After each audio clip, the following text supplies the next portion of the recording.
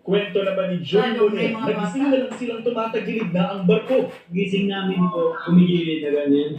Tapos seconds na nagkukuha na kami lahat ng mga life jacket. Tapos, mga ilang minuto lang, na yung barko.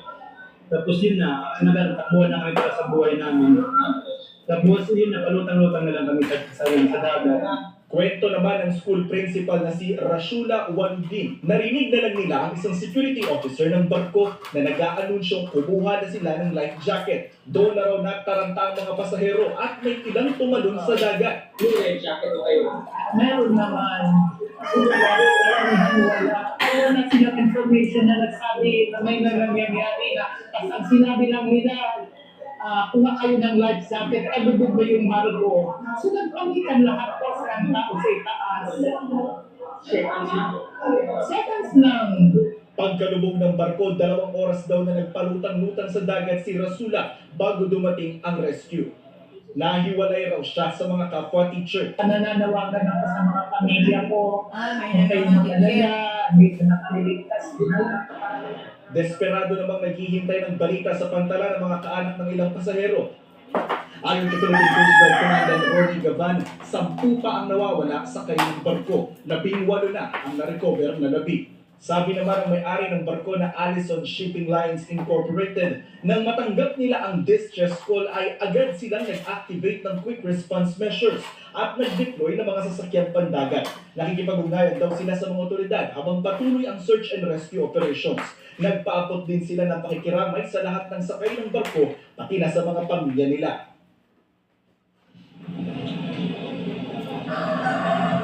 Vicky, ito pong napapanood nyo ngayon sa inyong screen yan, yung aerial inspection ng Philippine Coast Guard doon sa karagatan sakop ng Basilan kung saan po lumubog yung Roro. Hanggang sa mga oras po na ito, ang sabi po ng PCG, patuloy pa rin ang search and rescue operation. Dumating na rin dito ang hepe mismo ng Philippine Coast Guard na si Commandant Ronnie Gavan na magbibigay sa atin ng update mamaya kung ano ba talaga nangyari at paano lumubog yung Roro. Ang sabi po naman ng Mayor ng Zamboanga City, kasama po sa mga nasawi isang abogado at isang teacher. May isang sundalo rin po na nawawala. Batay po sa na-interview natin dito na sundalo na nakaligtas mula doon sa trahedya. Yung munang latest mula rito sa Zamboanga City. Balik sa'yo, Vicky.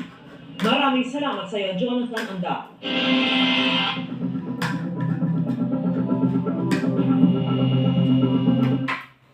Christmas season is finally here. May mga naninibago, may masasabi at may abala ka. Pero kahit magkakaiba ang Pasko, ang gagawin natin Christmas special ito. May you have a special handaan with Ladies' Choice.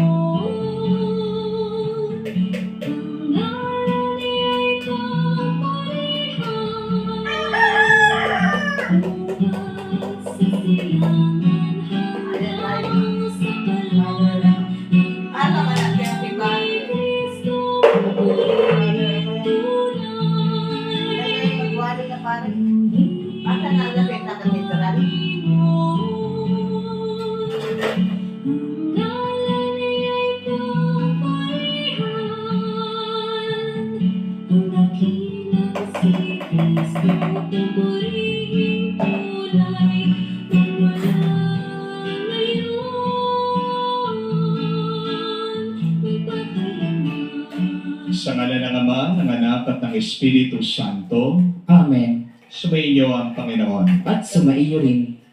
Ang kapatid, habang lumalapit tayo sa Diyos, dala-dala natin ang ating mga dasal at kahilingan, dala rin natin ang ating pag-ibig at pagmamahal sa ating pamilya. Pinagdarasal din natin sila. Pero para basbasan ng Diyos ang ating mga pamilya, kailangan nating sumunod palagi sa kagustuhan niya. Hilingin natin sa Diyos na tulungan niya ang ating mga pamilya na maging tapat din sa Kanya. Sa maraming beses na kung saan tayo ay nagtago ng sama ng loob sa ating pamilya, sa ating mga kamag-anak, hilingin natin muli ang awa at pagpapatawad ng Diyos. Inaamin ko Sa makapangyarihang Diyos at sa inyo mga kapatid, na lubha akong nagkasala sa isip, sa salita, sa gawa, at sa aking pagkukulang. Kaya isinasamo ko sa mahal na Birheng Maria, sa lahat ng mga anghel at mga banal, at sa inyo mga kapatid, na ako'y ipanalangin sa Panginoong ating Diyos.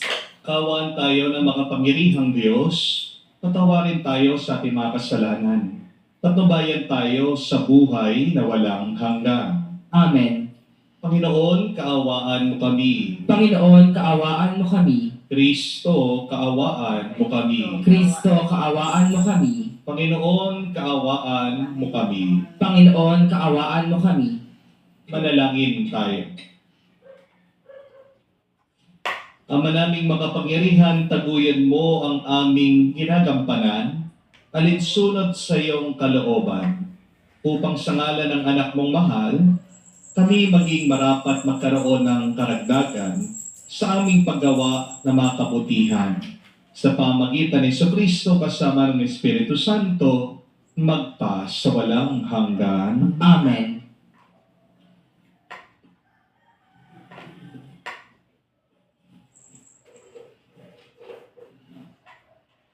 Pagbasa mula sa ikalawang aklat ni Samuel. Noong mga araw na iyon, kinuha ni David ang kaban ng Diyos at dinala sa Jerusalem. Hindi pa man nakalalayo, nakakaanim na hakbang pa lamang ang mga may dala ng kaban. Pinahinto na sila ni David at naghandog sila ng isang toro at isang pinatabang tupa. Isinuot ni David ang isang linong epod at nagsayaw sa harap ng Panginoon. Habang lumalakad ang mga Israelita, nagsisigawan sila sa tuwa at hinihipan ang mga trumpeta. Ipinasok nila sa tolda ang kaban ng Panginoon at inilagay sa lugar na nakalaan dito. Si David na may muling nagsunog ng mga handog sa harapan ng Panginoon. Pagkatapos, binasbasan niya ang mga tao sa ngalan ng Panginoon. Bago nagsiuwi, lahat ng mga Israelita ay pinakain ng tinapay, karne at pasas. Ang salita ng Diyos. Salamat sa Diyos. Sino ang haring dakila? Siya'y ang Diyos na lumikha. Sino ang haring dakila? Siya'y ang Diyos na lumikha. Ang pintuang luma ay buksan ng lubos. Ang dakilang hari ay doon papasok. Sino ang haring dakila? Siya'y ang Diyos na lumikha. Siya ang poon, dakilang talaga. Saan mang labanan, tagumpay ay kanya. Sino ang haring dakila? Siya'y ang Diyos na lumikha. Ang pintuang luma ay buksan ng lubos. Ang dakilang hari ay doon papasok. Sino ang haring dakila? Siya'y ang Diyos na lumikha.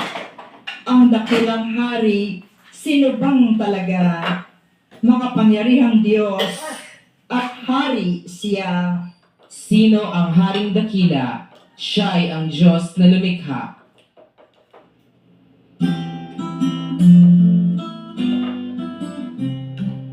Alleluia, alleluia, alleluia, alleluia, alleluia, alleluia, alleluia, alleluia, alleluia, alleluia, alleluia, Papuri sa Diyos Ama, pagkat ipinahayag niya, hari siya ng mga aba. Aleluya, aleluya. Sumainyo ang Panginoon. At sumaiyo rin. Mga buting balita ng Panginoon ayon kay San Marcos. Papuri sa iyo, Panginoon. Noong panong yon, dumating ang ina at mga kapatid ni Jesus. Sila'y nasa labas ng bahay at pinatawag siya. Noon naman, maraming taong nakaupo sa palibot ni Jesus. At may nagsabi sa kanya, "Nariyan po sa labas ang inyong ina at mga kapatid. Pinapatawag kayo." "Sinong aking ina at mga kapatid?" ani Jesus. Tumingin siya sa mga nakaupo sa palibot niya at nagwika, "Ito ang aking ina at mga kapatid. Sapagkat ang sino mang tumatalima sa kalooban ng Diyos ay siyang aking ina at mga kapatid." Mga kapatid, ang mabuting balita ng ating Panginoon. Pinupuri ka namin, Panginoong Hesukristo. Magandang araw po muli sa inyong lahat. Magandang araw po, Father.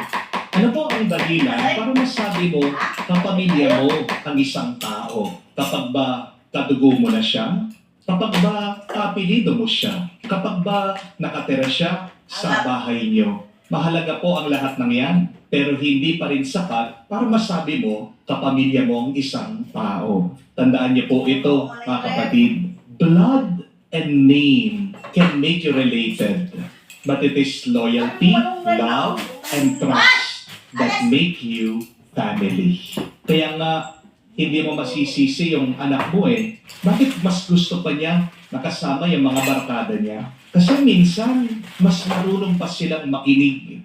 Habang ikaw naman, palagi kang sermon sa kanya. Hindi mo rin masisisi kapag naghahanap ang mister ng ibang babae. Kasi baka naman napapahiya siya ng kanyang misis habang nasa harap ng ibang tao. Minsan, meron ding iba, mas tinuturing pa nilang pamilya yung aso nila. Di po ba? Bakit? Kasi pinapasaya sila. Buti pa yung aso, kapag nagkasakit, dinadala sa hospital. Buti pa yung aso, pagkasarap-sarap ng pagkain, dog food, pagkamahal-mahal, pinapagupit pa nga minsan at binibihisan ng mabuti. Pero bakit yung tao na kapamilya, bakit hindi pinapansin? Baka naman palaging nagbibigay ng konsumisyon dito sa tao. Di po ba? Isang masakit na katotohanan. Hindi dahil kaapelido mo, hindi dahil kadugo mo, hindi dahil nakatira kayo sa isang tahanan, ay automatically pamilya na kayo. Minsan, tayo ang pumipili kung sino ang gusto nating kapamilya. Di po ba? At yan ang ating narinig sa nabasa nating Ebanghelyo. Dumating daw ang ina at kapatid ng ating Panginoong Jesucristo. Nasa labas sila ng bahay, pinapatawag siya, gusto siyang makita. At dito, nabigla tayo sa sinabi ni Jesus. Dahil nagtatanong siya, sinong aking ina? Sinong aking kapatid? Parang ang bigat pakinggan. Di po ba? Parang ang sakit, parang hindi niya kinikilala yung kanyang magulang, yung kanyang ina at mga kapatid. Pero kung pakikinggan natin, uunawain natin kasunod, anong sinabi niya? Ang sino man tumatalima sa kalooban ng Diyos, ay siya ang aking ina at mga kapatid. Mga kapatid, hindi naman po tinanggihan ni Jesus ang kanyang pamilya. Pinalawak lang niya ang kahulugan ng pamilya. Unawain niyo po, hindi naman kasi lahat ng kadugo ay tunay na kapamilya. Amen? Masakit tanggapin, pero totoo. Kasi meron tayong mga kadugo, pero hindi marunong dumamay. Meron tayong mga kapamilya, hindi marunong umunawa. Meron tayong mga kamag-anak, hindi mapagkakatiwalaan. At minsan, kung sino pa yung pinakamalapit sa iyo na kapamilya at kamag-anak mo, sila pang makakasakit sa iyo. Amen? At meron naman po mga tao, kahit na hindi natin sila kadugo, kahit hindi natin sila kaapelido, pero sila pa yung nananatili, umuunawa sa atin, nagmamahal, at madalas nagdadasal para sa atin. Di ba? Buti pa, yung mga hindi mo kakilala, hindi mo kadugo, kapag nanghiram ka ng pera sa kanila, agad, walang tanong-tanong, pauutangin kanila. Bakit kung sino pa yung mga kapamilya mo, kapag humiram ka sa kanila, bago ka bigyan ng pera, makakarinig ka pa ng mga masasakit na salita. Di po ba? Bakit nga yung mga hindi mo kamag-anak, kapag nalaman nila na may sakit ka, na hospital ka, sila pang unang bibisita sa iyo.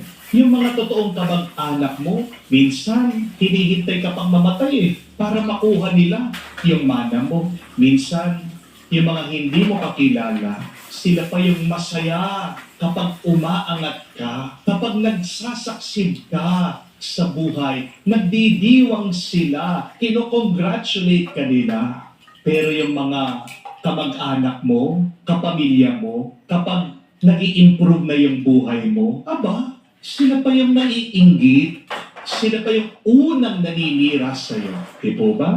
Mga kapatid, masakit na katotohanan yan. Hindi naman lahat ng kadugo natin ay kapamilya natin. At hindi lahat ng kapamilya ay kadugo natin. Ang Diyos, pumili siya ng kapamilya base sa pagsunod sa kagustuhan ng Diyos Ama. Ang ibig sabihin nito, ang nananatili kahit na mahirap, ang tapat kahit na walang kapalit, ang nagmamahal kahit na hindi perpekto, ang nagtitiwala kahit na may sugat. Yan ay ang mga tunay na kapamilya ayon kay Jesus.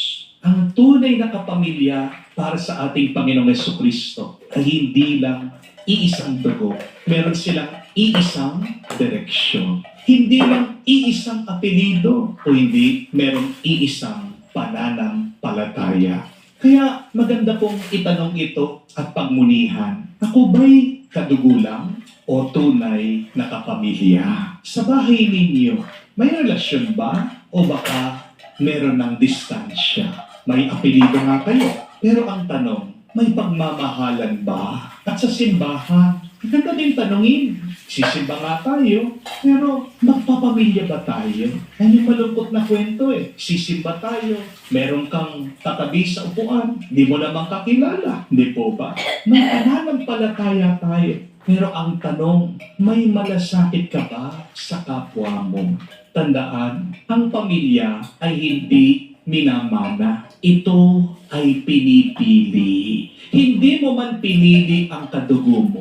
Hindi mo man pinili ang kaapelido mo. Pero sana, bandang huli, piliin mo pa rin magmahal.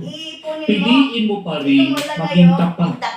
At piliin mo magtiwala. At doon, magsisimula ang tunay na pamilya ng Diyos. Mga kapatid, ang dugo maaari magdugtong sa pamamagitan ng ugat. Pero ang pag-ibig ay nagdurugtong sa pamamagitan ng puso. Ayon po kay Jesus, ang pamilya ay hindi lang nasa loob ng bahay. Ang tunay na pamilya ng Diyos ay nasa loob ng puso na may kapal. Kaya sana sa bahay man o sa simbahan, huwag lang tayo sanang magkakaapelito. Sana magsumikap din tayo. Bandang huli tayo magkakapuso. Mga kapatid, sa huli, hindi tayo tatanungin ng Diyos pag nakaharap natin siya sa langit. Kanino ka kadugo? Sino mga kamag-anak mo? Anong apelido mo? Saan ka pamilya pinanganak? Ang talagang itatanong ng Diyos, bandang huli, sino ang minahal mo? Sino ang pinili mo na paglingkuran at tulungan? Kanino ka nanatili nung may problema, nung may pagsubok, nung hirap na hirap ka? Dahil sa kaharian ng Diyos, hindi po dugo ang sukatan ng pamilya, kung hindi pag-ibig. At marahil ito po ang paanyaya ng ating Panginoong Jesucristo sa atin ngayon. Kung gusto mong mapabilang sa kanyang pamilya, huwag mo lang sanang tawagin kapatid ang iyong kapwa. Turuan mo sila. Umpisahan mo, tularan mo ang Panginoon sa kanyang pag-ibig. Kung gusto mong mapabilang sa kanyang pamilya, huwag mo lang sanang tawagin ang iba bilang iyong kapatid, pero tularan mo sana ang ating Panginoong Hesukristo sa kanyang pag-ibig.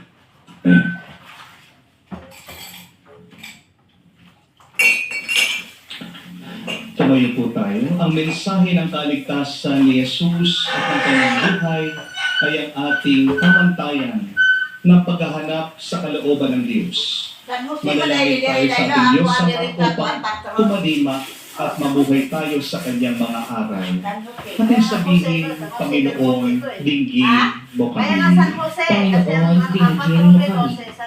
Ang simbahan naway mamuhay sa diwa ng Ebanghelyo at laging hanapin ang kalooban ng Diyos. Manalangin tayo sa Panginoon. Panginoon, dinggin mo kami.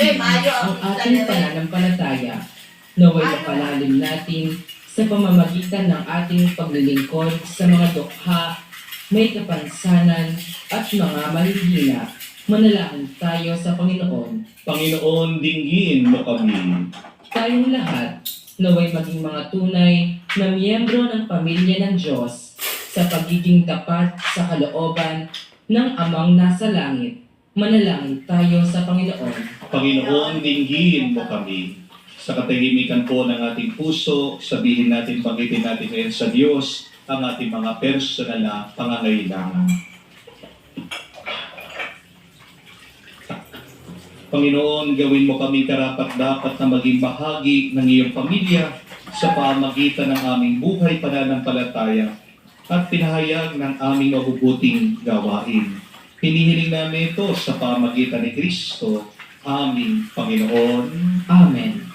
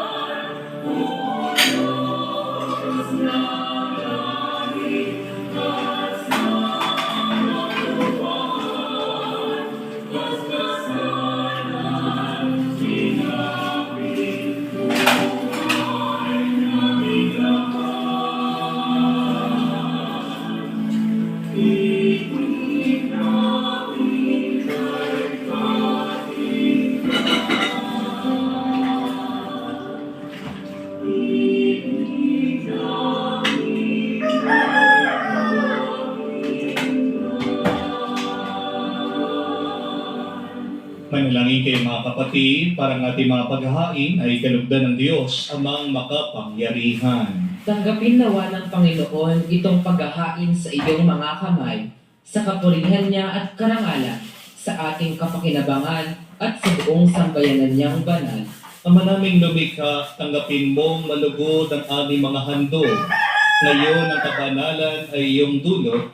Kami sumasamo sa iyo at lumuluhod upang kaligtasan iyong pagkaloob sa pamamagitan ni Jesucristo kasama ng Espiritu Santo magpa sa walang hanggan. Amen. Sumaiyo ang Panginoon. At sumaiyo rin. Itaas sa Diyos sa inyong mga puso at diwa. Itinaas na namin sa Panginoon. Pasalamatan natin ang Panginoong ating Diyos. Marapat na siya ay pasalamatan. Ama naming makapangyarihan, tunay nga marapat ikaw ang aming pasalamatan sa iyong paglinga at kagandang loob. Ang tao'y nilikha mo, pinangasiwaan sa sansinuko. Sa hangad mong siya'y iwastong lubos. Siya'y pinagdusa mo sa kanyang pagtalikod. Sa iyong paggiliw, iyong pinahintulot na makabalik siya sa pamagitan ni Kristo Jesus. Kaya kaisa na mga anghel, nagsisiawit ng papuri sa iyo nang walang humpay sa kalangitan. Kami nagbubunyi sa iyong kadakilaan.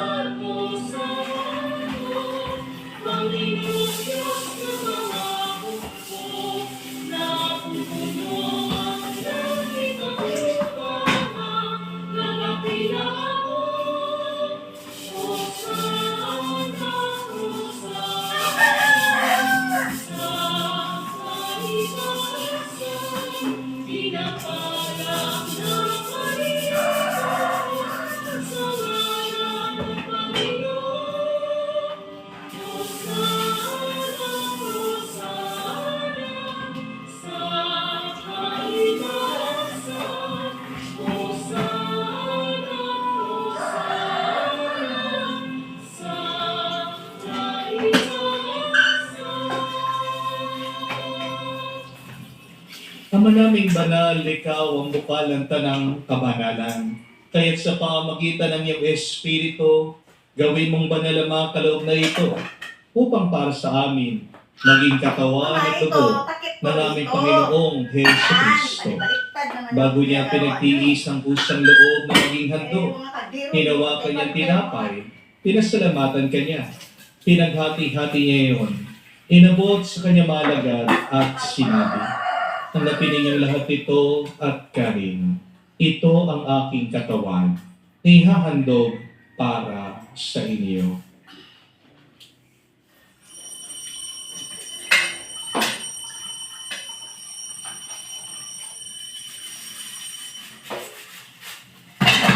Gayon din naman na matapos ang hapunan, hinawakan niya ang kalis.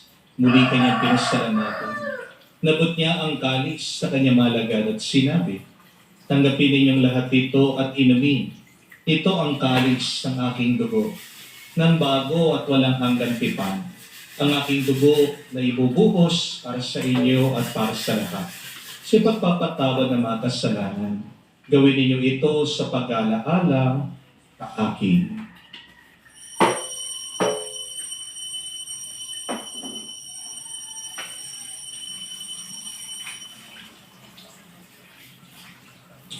Ang misteryo ng pananampalataya.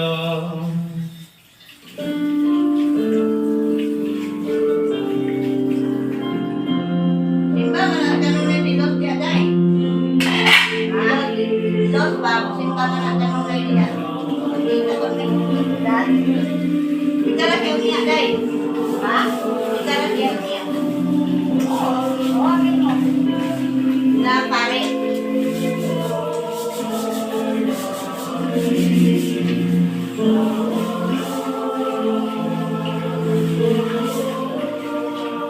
Ang gagawin na tayo na kuan, inuwan ko dahil yung gagawin nila tayo. Kaya na lang. Ano nga, hindi man raw? Ang mga ginagawa namin ngayon ng pag-alaala sa pagkamatay, muling pagkabuhay ng iyong anak. Kaya tinialay namin sa iyo, tinapay nagbibigay buhay, at ang kalis na nagkakaloob ng kaligtasan. Kami nagpapasalamat dahil kami ay binanatan na tumayo sa harap mo para maglingkod sa iyo. Sinasamo namin kami magsalo-salo sa katawan at dugo ni Kristo ay mabuklod sa pagkakaisa sa pamamagitan ng Espiritu Santo. Amalingapin ng iyong simbahan lahat sa buong daigdig. Puspusin mo kami sa pag-ibig. Kaisa ni Leon ang aming Santo Papa, si Florentino aming Arsobispo, at ng Tanang Kaparian. Alalahanin mo rin ang aming mga kapatid na nahimlay may pag-asang sila'y muling mabubuhay. Ganyan din naman lahat ng mga pumanaw. Tawan mo't sila't patuloyin sa iyong kaliwanagan.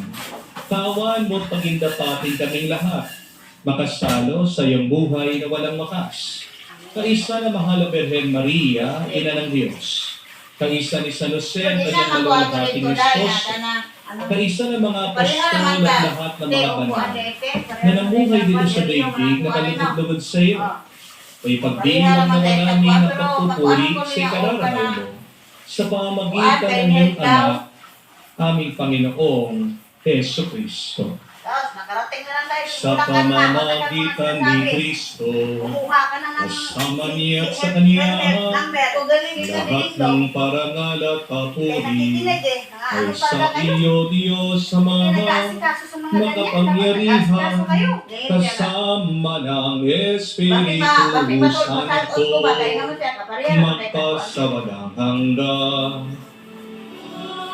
Dahil mo ako, kaya ano, di ba? Espiritu, makikuha naman.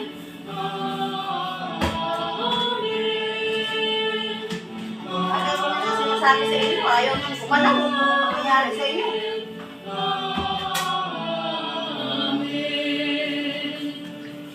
Sa nakagaling na utos sa turo ni Jesus sa Panginoon natin at Diyos, ipahayag natin ang lakas Kasi mama, loob. ang period number, pagka mag-admit ka, kayo mga senior, wala kang babayaran. Dahil kahit ngayon, kahit lalo na public, walang babayaran sa hospital.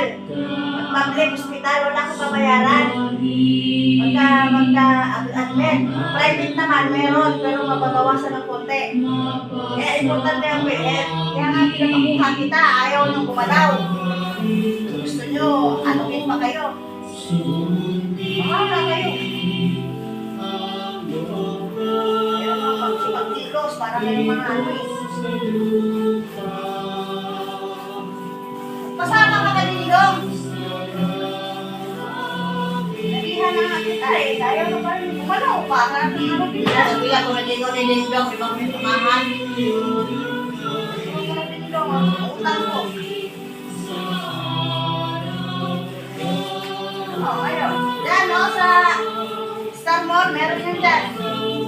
Aka? Star Mall. Kasama ka dyan. Kaya doon sa SM. SM po. Andyan nga yan sa SM. Ano sa SM? Apple Health? Meron yan. May mga ano yan. Kasama ka na dito. Pupunta rito yun. Bigyan mo sticker ko pa akong itlog. Wala yung nabihan. Doon lang natin ay. Pero ang akong countryside, doon lang. Siyempre, address mo, Quezon City. Kaya nasa Quezon City, kita pinapagawa kasi ang address mo, Quezon City. Quezon City pa rin.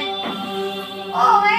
Hinihiling namin kami Yadia sa lahat ng masama, pagkalooban ng kapayapaan araw-araw, iligtas sa kasalanan, ilayo sa lahat ng kapahamakan, samantalang aming Aray mong dalahon te ko, ang ilang araw ng pagpapahayag ng tagapagligtas namin si Yesu Cristo. Sapagkat iyo ang kaharian at ang kapangyarihan Oo, kasi at nandoon ang ang bahay na kapurihan ako doon. magpakailanman. Amen. Panginoong Yesu Cristo, sinabi mo Kailan mo sa siya mga takuha, apostol, Day? kapayapaan ang iniwan ko sa inyo. Ang aking kapayapaan, Kailan binibigay ko sa inyo.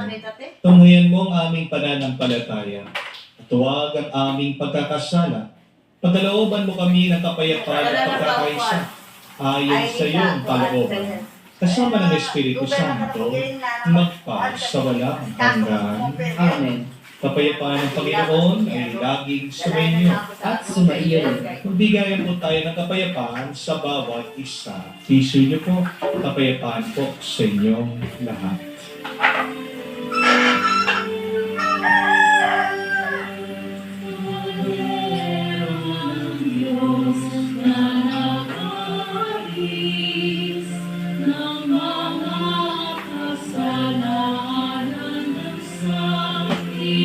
Ako ang trapo ito lima.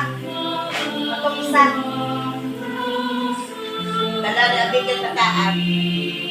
Dala, trapo ito.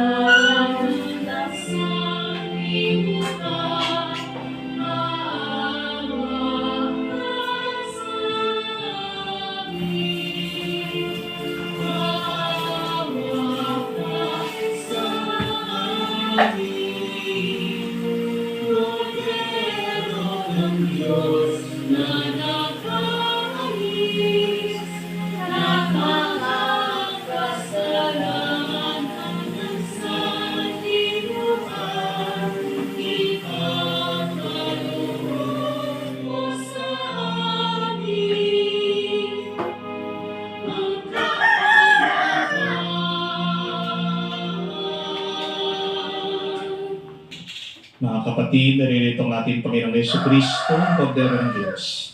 Siya nag-aalis sa mga kasalanan ng sanlibutan. Mapalad tayong lumalapit sa piging ng Kordero.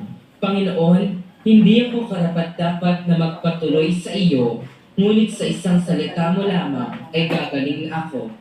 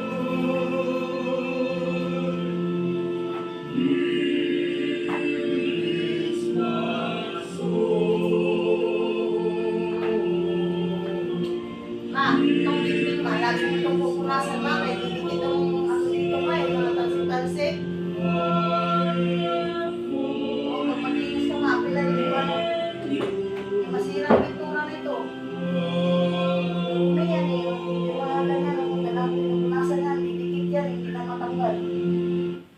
Alam mo, Drew, isa sa pinaka-common na sinasabi ng mga postpartum mom clients ko, and also my wife, after giving birth, is I want my pre-pregnancy body.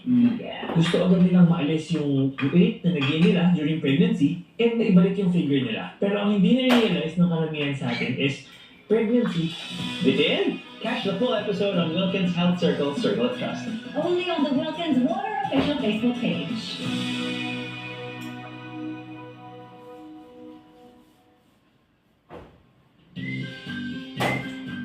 Oo, lagi kong pinagkanasan.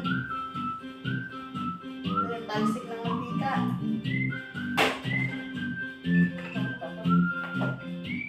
Lipat na nalagayan ng lupa. Ito nga, nagpag-dribble eh.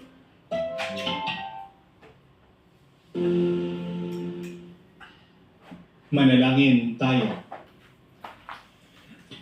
Ama namin mapagmahal, ipagkaloob mo sa aming pakikinabang sa iyong kagandang loob na bumubuhay na ginawa naming may karangal ang iyong pagpapalang sa aming binibigay sa pamagitan ni Jesucristo kasama ng Espiritu Santo magpa sa walang hanggan.